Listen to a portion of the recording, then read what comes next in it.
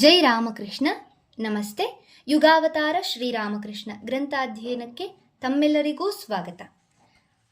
ಸಂಚಿಕೆ 123, ಅಧ್ಯಾಯ 77, ಅಮರ ಅಕ್ಷಯ ಕುವರ. ದಕ್ಷಿಣೇಶ್ವರ ಲೀಲಾಕ್ಷೇತ್ರದಲ್ಲಿ ಈಗ ಹೃದಯ ರಾಮನಲ್ಲದೆ ಶ್ರೀರಾಮಕೃಷ್ಣರ ಮತ್ತೊಬ್ಬ ಸಮೀಪ ಬಂಧುವಿದ್ದಾನೆ. ಅವರ ಹಿರಿಯಣ್ಣ ರಾಮಕುಮಾರನ ಏಕಮಾತ್ರ ಪುತ್ರನಾದ ಅಕ್ಷಯರಾಮ. ಈತ ದಕ್ಷಿಣೇಶ್ವರಕ್ಕೆ ಬಂದುದು 3-4 ವರ್ಷಗಳ ಕೆಳಗೆ. ತೋತಾಪುರಿ ಬಂದ ಕೆಲ ಕಾಲದ ಮೇಲೆ, ಅಂದರೆ 1865ರಲ್ಲಿ. ಈ ಅವಧಿಯಲ್ಲೇ ಹಲಧಾರಿ ಅಲ್ಲಿಂದ ನಿರ್ಗಮಿಸಿದ್ದು.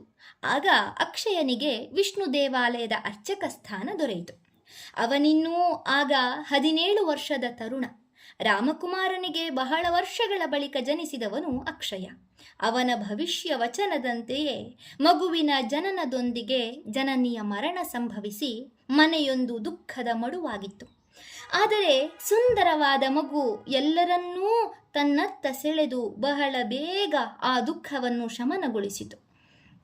ತಾಯಿ ಇಲ್ಲದ ತಬ್ಬಲಿ ಎಂಬ ಕರುಣೆಯೊಂದಿಗೆ ಕಣ್ತುಂಬ ನೋಡುತ್ತಿರಬೇಕೆಂಬ ಮನೆ ಮಂದಿಯ ಹಂಬಲವೂ ಸೇರಿ ಮಗು ಮನೆಯ ಮಾಣಿಕ್ಯವಾಯಿತು. ಅಕ್ಷಯರಾಮ ಎಲ್ಲರ ಆನಂದವನ್ನೂ ಅಕ್ಷಯಗೊಳಿಸಿದ. ಶ್ರೀರಾಮಕೃಷ್ಣರಿಗೆ ಆಗ 13 ವರ್ಷ. ಮೊದಲೇ ಹೆಂಗರುಳು ಅವರದು. ಈಗ ಇಂಥ ಸುಂದರ ಶಿಶುವಿನ ಸಾಂಗತ್ಯ ದೊರೆತಾಗ ಅವರ ಆನಂದವನ್ನು ಬಣ್ಣಿಸಲುಂಟೆ. ತಾಯಿಗೆ ಬದಲು ತಾಯಿಯಾಗಿ ನಿಂತರು. ದಕ್ಷಿಣೇಶ್ವರಕ್ಕೆ ಹೊರಡುವವರೆಗೂ ಎಂದರೆ ಸುಮಾರು 3-4 ವರ್ಷ ಅವನ ಮೇಲೆ ವಾತ್ಸಲ್ಯದ ಧಾರೆಯನ್ನೇ ಸುರಿಸಿದರು. ಸುಂದರ ರೂಪ, ರೂಪಕ್ಕೆ ತಕ್ಕ ಗುಣ ಇಷ್ಟಿದ್ದರೆ ಜನಮನ ಗೆಲ್ಲಲು ಇನ್ನೇನು ಬೇಕು? ಅಕ್ಷಯನನ್ನು ಕಂಡರೆ ಎಲ್ಲರಿಗೂ ಅಕ್ಕರೆ. ಅವನು ಇತರರಿಗೇ ಅಷ್ಟು ಸಂತಸ ಕೊಟ್ಟಾಗ ಸ್ವಂತ ತಂದೆಗೆ ಇನ್ನೆಷ್ಟು ಸಂತಸ ತಂದಿರಬೇಡ? ಆದರೆ ಇಲ್ಲಿ ಅದು ವಿಪರ್ಯಾಸವಾಗಿತ್ತು. ರಾಮಕುಮಾರ ಒಂದು ದಿನವಾದರೂ ಮಗನನ್ನು ಮಡಿಲಲ್ಲೆತ್ತಿ ಮುದ್ದಿಸಲಿಲ್ಲ, ಲಾಲಿಸಿ ಸುಖಿಸಲಿಲ್ಲ, ಆಲಿಸಿ ಆನಂದಿಸಲಿಲ್ಲ. ಮಗನನ್ನು ಸುಮ್ಮನೆ ದಿಟ್ಟಿಸುತ್ತಾನೆ, ನಿಟ್ಟುಸಿರೆಳೆಯುತ್ತಾನೆ. ಇದೇಕೆ ಹೀಗೆ ಮಾಡುತ್ತೀಯೋ? ಒಮ್ಮೆಯಾದರೂ ಮಗನನ್ನು ಎತ್ತಿಕೊಳ್ಳಬಾರದೆ ಎಂದು ತಾಯಿಯೋ ಬಂಧುಗಳೋ ಕೇಳಿದರೆ ರಾಮಕುಮಾರ ಹೇಳುತ್ತಾನೆ, ಇವನ ಮೇಲೆ ಪ್ರೀತಿ ಇಡುವುದರಿಂದ ಏನು ಪ್ರಯೋಜನ? ಇವನು ಹೆಚ್ಚು ದಿನ ಬದುಕುವವನಲ್ಲ. ಇದನ್ನು ಕೇಳಿದವರು ಸ್ತಬ್ಧರಾಗಬೇಕು. ಏನಪ್ಪ ಇದು? ಹೆತ್ತ ತಂದೆಯಾಗಿ ಈ ರೀತಿ ಅಪಶಕುನದ ಮಾತನಾಡುತ್ತೀಯಲ್ಲ? ಛೆ, ಹಾಗೆನ್ನಬಾರದಪ್ಪ ಎಂದು ಅವರೆಂದರೆ, ನಾನು ತಾನೇ ಯಾಕೆ ಸುಳ್ಳು ಹೇಳಲಿ? ಅವನ ಜಾತಕವೇ ಹಾಗೆ ಹೇಳುತ್ತಿದೆ. ಇವನು ಅಲ್ಪಾಯುಷಿ ಎನ್ನುವುದು ನನಗೆ ಸ್ಪಷ್ಟವಾಗಿ ಗೋಚರವಾಗಿದೆ. ಈಗ ಇವನನ್ನು ಮುದ್ದು ಮಾಡಿ ನಾಳೆ ದಿನ ನನ್ನ ಕಣ್ಣೆದುರಿಗೇ ತೀರಿ ಹೋದರೆ ಆ ದುಃಖವನ್ನು ಹೇಗೆ ತಡೆದುಕೊಳ್ಳಲಿ ಎನ್ನುತ್ತಾನೆ ರಾಮಕುಮಾರ. ರಾಮಕುಮಾರ ಜಾತಕ ನೋಡುವುದನ್ನು ಕಲಿತು ಮಗುವನ್ನು ಮುದ್ದಿಸದೆ ದಡ್ಡನಾದನೋ ಅಥವಾ ಮುಂಬರಲಿರುವ ಚಿಂತಾಗ್ನಿಯಿಂದ ತಪ್ಪಿಸಿಕೊಂಡ ಬುದ್ಧಿವಂತನಾದನೋ? ಅಂತೂ ರಾಮಕುಮಾರನ ಆ ಮಾತಿಗೆ ಯಾರೇನು ಹೇಳಿಯಾರು? ಇದೆಲ್ಲ ಅವನ ಊಹಾಪೋಹ ಎಂದು ತಳ್ಳಿ ಹಾಕುವಂತೆಯೂ ಇಲ್ಲ. ಏಕೆಂದರೆ ತನ್ನ ಹೆಂಡತಿಯ ವಿಷಯವಾಗಿಯೇ ಅವನಾಡಿದ ಮಾತು ಅಪ್ರಿಯವಾದರೂ ಸತ್ಯವಾಗಿ ಪರಿಣಮಿಸಿತಲ್ಲ. ಆದ್ದರಿಂದ ಈಗ ರಘುವೀರ ಮಾಡಿಸಿದಂತಾಗಲಿ ಎಂದುಕೊಳ್ಳುವುದೊಂದೇ ಅವರ ಪಾಲಿಗಿದ್ದದ್ದು.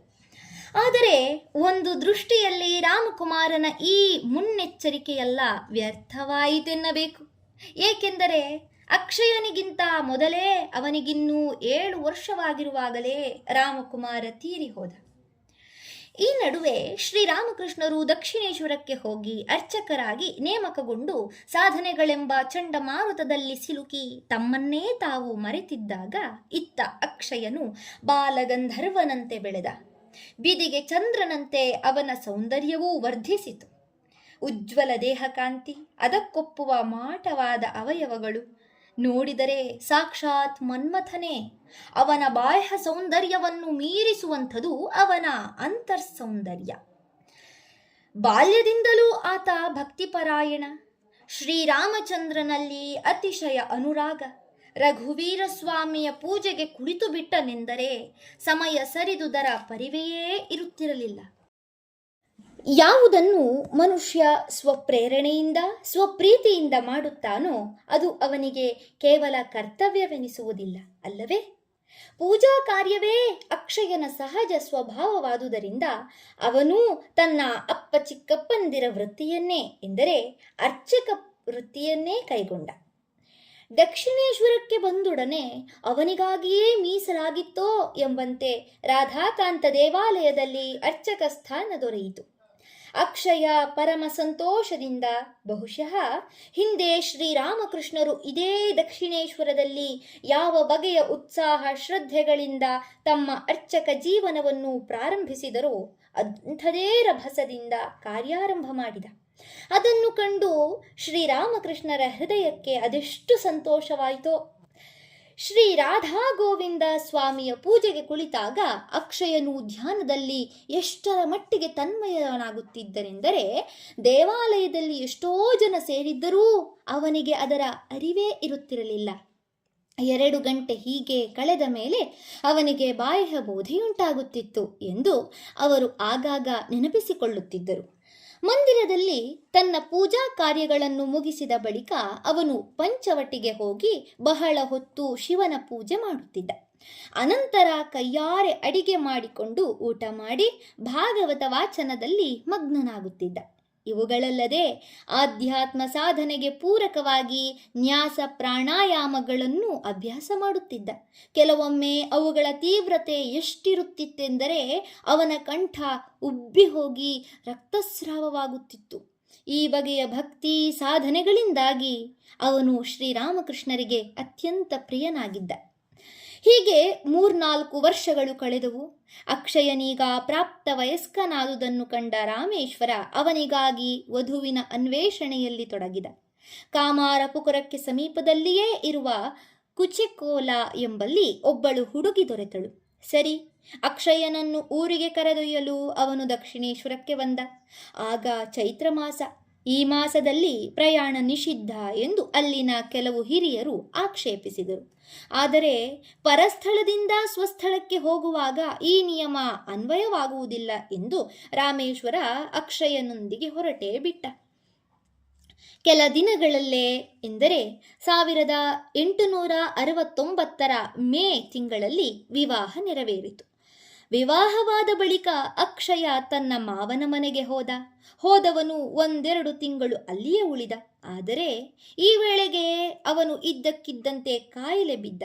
ಕಾಯಿಲೆ ತೀರ ಉಗ್ರವಾದದ್ದೇ. ಸುದ್ದಿ ತಿಳಿದ ರಾಮೇಶ್ವರ ಅವನನ್ನು ಚಿಕಿತ್ಸೆಗಾಗಿ ಕಾಮಾರಪುಕುರಕ್ಕೆ ಕರೆತಂದ.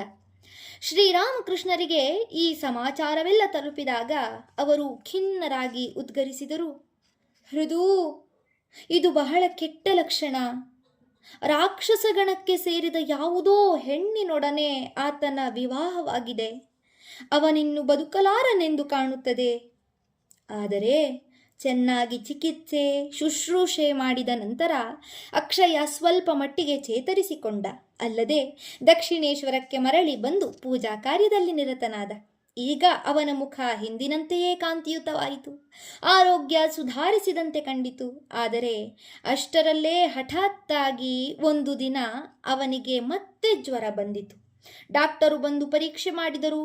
ಇದು ಸಾಧಾರಣ ಜ್ವರವಷ್ಟೇ, ಏನೂ ಚಿಂತೆ ಇಲ್ಲ, ಬೇಗನೆ ಬಿಟ್ಟು ಹೋಗುತ್ತದೆ ಎಂದರು. 3-4 ದಿನಗಳಾದರೂ ಜ್ವರ ಬಿಡಲೇ ಇಲ್ಲ. ಶ್ರೀರಾಮಕೃಷ್ಣರು ಇದನ್ನು ಗಮನಿಸುತ್ತಲೇ ಇದ್ದರು. ಹೃದಯನನ್ನು ಕರೆದು ಅಂತರ್ಮುಖರಾಗಿ ನುಡಿದರು. ನೋಡಿದೆಯಾ ಹೃದು, ಇದು ಎಂಥ ಕಾಯಿಲೆಯೆಂದೇ ವೈದ್ಯರಿಗಿನ್ನೂ ಪತ್ತೆ ಮಾಡಲು ಸಾಧ್ಯವಾಗಿಲ್ಲ.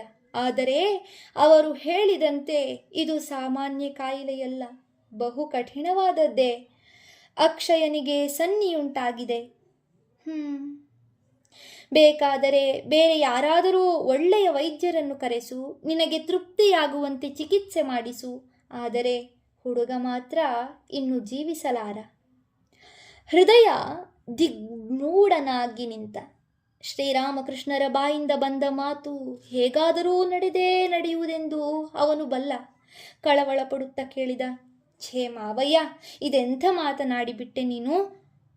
ನಿನ್ನ ಬಾಯಿಂದ ಇಂಥ ಮಾತು ಬರಬಹುದೇ? ತಮ್ಮ ಮಾತು ಸುಳ್ಳಾಗಲಾರದೆಂದು ಸ್ವತಃ ಅವರಿಗೂ ತಿಳಿದಿತ್ತು. ಆದ್ದರಿಂದ ಅವರು ವಿಷಾದದಿಂದ ಹೇಳಿದರು, ಅಪ್ಪ, ನಾನೇನು ನನ್ನ ಇಚ್ಛೆಯಿಂದ ಹಾಗೆ ಹೇಳಿದೆನೆ. ತಾಯಿಯೇ ನನ್ನಿಂದ ಆ ಮಾತನ್ನು ಆಡಿಸಿದಳು. ನನಗೆ ಇಷ್ಟವಿಲ್ಲದಿದ್ದರೂ ನಾನು ಹಾಗೆ ಹೇಳಬೇಕಾಯಿತು. ಅಕ್ಷಯ ಸಾಯಲಿ ಎಂದು ನಾನು ಬಯಸುತ್ತೇನೆಯೇ? ಕಣ್ಣಂಚಿನಲ್ಲಿ ಜಿನುಗಿದ ಹನಿಯನ್ನು ಒರೆಸಿಕೊಳ್ಳುತ್ತಾ ಹೃದಯ ಅಲ್ಲಿಂದ ನಿರ್ಗಮಿಸಿದ. ಏನಾದರಾಗಲಿ, ನಾನಂತೂ ನನ್ನ ಕೈಲಾದುದನ್ನೆಲ್ಲ ಮಾಡಿಬಿಡುತ್ತೇನೆ ಎಂದು ಮನಸ್ಸು ಮಾಡಿದ. ಮಥುರನ ನೆರವಿನಿಂದ ಒಳ್ಳೆಯ ವೈದ್ಯರನ್ನು ಕರೆಯಿಸಿ ಔಷಧೋಪಚಾರ ಮಾಡಿಸಿದ. ತಾನೂ ಪಕ್ಕದಲ್ಲೇ ನಿಂತು ಶುಶ್ರೂಷೆ ಮಾಡಿದ. ಆದರೆ ರೋಗ ಮಾತ್ರ ವೃದ್ಧಿಯಾಗುತ್ತಲೇ ಹೋಯಿತು. ಅಕ್ಷಯ ಹೀಗೆ 1 ತಿಂಗಳ ಕಾಲ ನರಳಿದ. ಈಗ ಅವನ ಅಂತಿಮ ಕಾಲ ಸನ್ನಿಹಿತವಾಯಿತೆಂದು ಶ್ರೀರಾಮಕೃಷ್ಣರು ಅರಿತರು. ಶಾಂತ ಭಾವದಿಂದ ಅವನ ಪಕ್ಕಕ್ಕೆ ಬಂದು ನಿಂತರು. ಅವನು ಕಣ್ತೆರೆದು ಅವರತ್ತ ನೋಡಿದ. ಶ್ರೀರಾಮಕೃಷ್ಣರೆಂದರು, ಅಕ್ಷಯ, ಗಂಗಾನಾರಾಯಣ ಓಂ ರಾಮ ಎಂದು ಉಚ್ಚರಿಸು. ಅಕ್ಷಯ ನಿಧಾನವಾಗಿ 3 ಬಾರಿ ಆ ಮಂತ್ರವನ್ನು ಉಚ್ಚರಿಸಿದ. ಮರುಕ್ಷಣದಲ್ಲೇ ಆತನ ಪ್ರಾಣವಾಯು ಹಾರಿ ಹೋಯಿತು.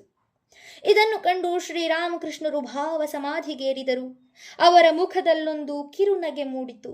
ಇತ್ತ ಹೃದಯ ಶೋಕವನ್ನು ತಾಳಲಾರದೆ ಗಟ್ಟಿಯಾಗಿ ಅಳಲಾರಂಭಿಸಿದ. ಶ್ರೀರಾಮಕೃಷ್ಣರು ನಗತೊಡಗಿದರು. ಹೃದಯ ಬಿಕ್ಕಿ ಬಿಕ್ಕಿ ಅತ್ತರೆ ಅವರು ಬಿದ್ದು ಬಿದ್ದು ನಕ್ಕರು. ಉನ್ಮತ್ತರಂತೆ ನಕ್ಕರು. ಇವನೆಷ್ಟು ಅತ್ತನೋ ಅವರಷ್ಟು ನಕ್ಕರು. ಎದೆಯೊಂದಿಷ್ಟು ಹಗುರವಾದ ಮೇಲೆ ಹೃದಯ ಸುಮ್ಮನಾಗಿ ಕುಳಿತ. ಶ್ರೀರಾಮಕೃಷ್ಣರು ಅಂದೇನೋ ಹಾಗೆ ನಕ್ಕರು. ಆದರೆ ಮರುದಿನ ಅವರು ತಮ್ಮ ದಿವ್ಯ ಭಾವದಿಂದಿಳಿದು ಸುಧಾರಣ ಪ್ರಜ್ಞೆಗೆ ಇಳಿದು ಬಂದಂತೆಲ್ಲ ತಮ್ಮ ಆಂತರ್ಯದಲ್ಲಿ ಅಸಹನೀಯ ದುಃಖವನ್ನು ಅನುಭವಿಸಿದರು. ಬ್ರಹ್ಮಜ್ಞಾನಿಗೆ ದುಃಖವೇ? ಸರ್ವಸಂಗ ಪರಿತ್ಯಾಗ ಮಾಡಿದ ಸನ್ಯಾಸಿಗೆ ಸಂಕಟವೇ? ಈ ಘಟನೆಯನ್ನು ನೆನಪಿಸಿಕೊಂಡು ಮುಂದೆ ಶ್ರೀರಾಮಕೃಷ್ಣರು ಆಗಾಗ ಹೇಳುತ್ತಿದ್ದರು, ಅಕ್ಷಯ ಸತ್ತು ಹೋದ. ಆಗ ನನಗೇನೂ ಅನ್ನಿಸಲಿಲ್ಲ. ಮನುಷ್ಯ ಹೇಗೆ ಸಾಯುತ್ತಾನೆ ನೋಡೋಣ ಎಂದು ಬಳಿಯಲ್ಲೇ ನಿಂತು ಗಮನಿಸುತ್ತಿದ್ದೆ. ಕೋಶದಿಂದ ಖಡ್ಗವನ್ನು ಸೆಳೆದಂತಾಯಿತು. ಖಡ್ಗಕ್ಕೇನೂ ಆಗಲಿಲ್ಲ. ಅದು ಹೇಗಿತ್ತೋ ಹಾಗೆಯೇ ಉಳಿಯಿತು. ಆದರೆ ಕೋಶ ಬಿದ್ದು ಹೋಯಿತು. ಅದನ್ನು ಕಂಡು ಬಹಳ ಆನಂದವಾಯಿತು. ಚೆನ್ನಾಗಿ ನಕ್ಕು ಹಾಡಿ ಕುಣಿದಾಡಿದೆ. ಆತನ ಶವವನ್ನು ದಹನ ಮಾಡಿ ಬಂದರು. ಮರುದಿನ ಅಗೋ ಇಲ್ಲಿ ದೇವಾಲಯದ ಮುಂಭಾಗದಲ್ಲಿ ನಿಂತಿದ್ದೆ. ಆಗ ನನಗೇನಾಯಿತು ಗೊತ್ತೇ? ಒದ್ದೆ ಬಟ್ಟೆಯನ್ನು ಹಿಂಡುವ ರೀತಿಯಲ್ಲಿ ಯಾರೋ ನನ್ನ ಹೃದಯವನ್ನೇ ಹಿಂಡಿದಂತಾಯಿತು. ಅಕ್ಷಯನಿಗಾಗಿ ನಾನು ಅಷ್ಟು ಸಂಕಟಪಟ್ಟೆ, ಅತ್ತುಗೋಳಾಡಿದೆ. ಬಳಿಕ ನನ್ನ ಅವಸ್ಥೆಯನ್ನು ಕಂಡು ನನಗೇ ನಾಚಿಕೆಯಾಯಿತು. ಅಮ್ಮ, ನನಗೆ ಮೈಮೇಲಿನ ಬಟ್ಟೆಯ ಪರಿವೆಯೂ ಇರುವುದಿಲ್ಲ.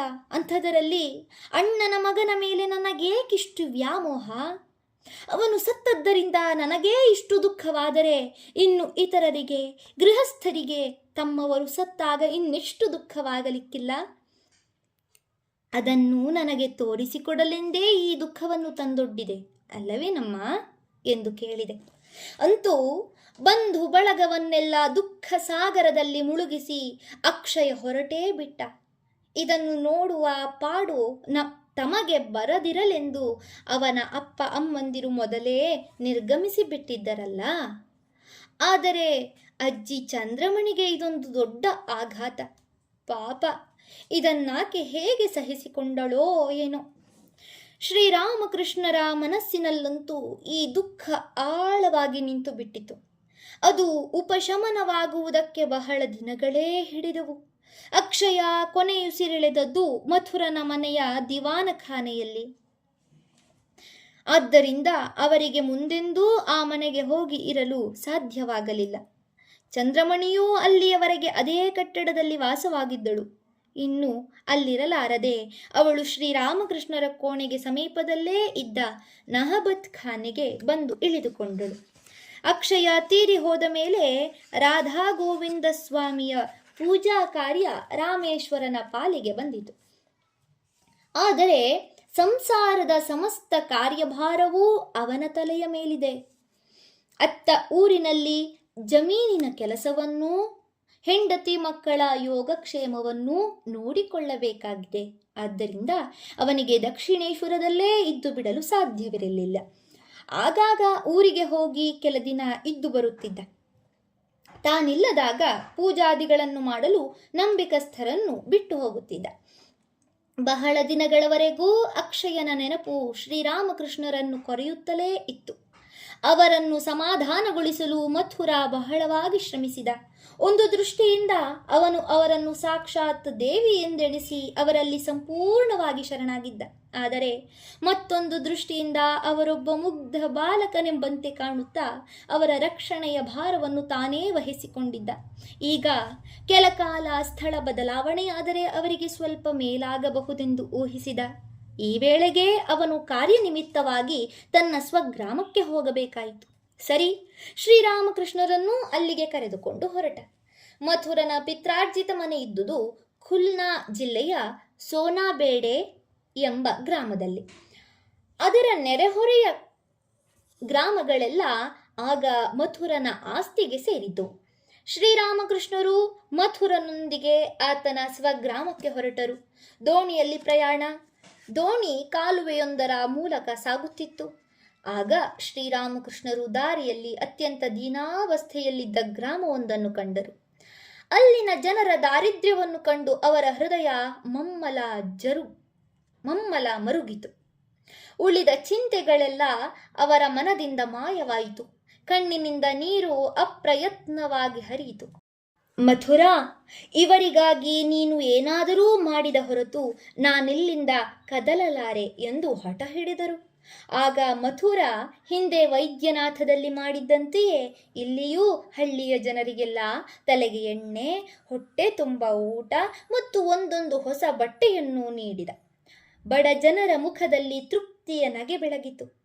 ದೇವರು ನಿಮ್ಮನ್ನು 100 ವರ್ಷ ಚೆನ್ನಾಗಿಟ್ಟಿರಲಪ್ಪ ಎಂದು ಮನದುಂಬಿ ಹರಸಿದರು. ಶ್ರೀರಾಮಕೃಷ್ಣರು ಸಂತೃಪ್ತರಾಗಿ ಮುನ್ನಡೆದರು. ಸೋನಾಬೇಡೆಯಿಂದ ಅನತಿ ದೂರದಲ್ಲೇ ಮಥುರನ ಕುಲಗುರುಗಳ ಊರು ತಾಲಾಮಾಕ್ತೋ ಎಂದು ಹೆಸರು.